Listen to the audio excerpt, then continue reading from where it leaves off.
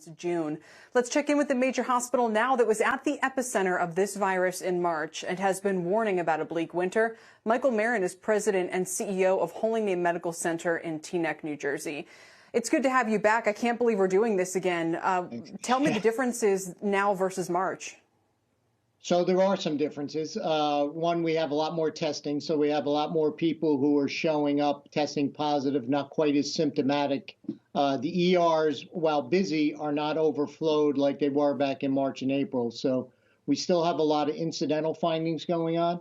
But that said, we are seeing an uptick. Symptomatic patients are there.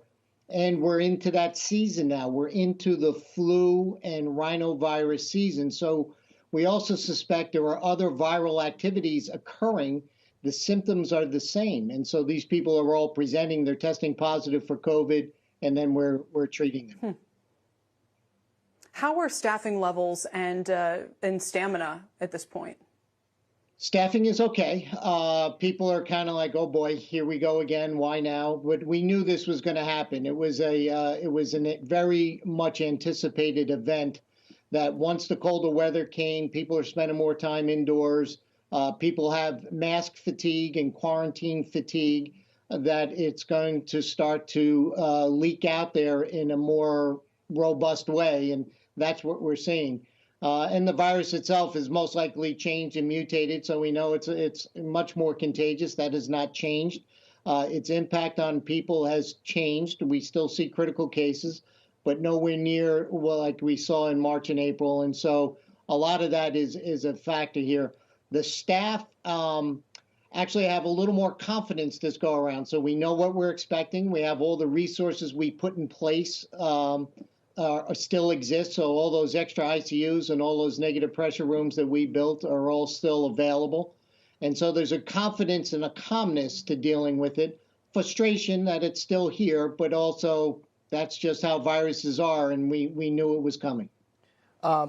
Michael, I don't want to deal with these terms coldly at all, but I do want to ask what I think, at least for me, is an important question. It has to do with the relationship this time between hospitalizations and deaths. Because PPE perhaps is not in as short supply, because there's more knowledge about how to treat this disease that comes from the virus, along with the other factors you mentioned, should we read the hospitalization curve the same way in terms of how dire it is in the relationship to deaths, or is it somewhat different?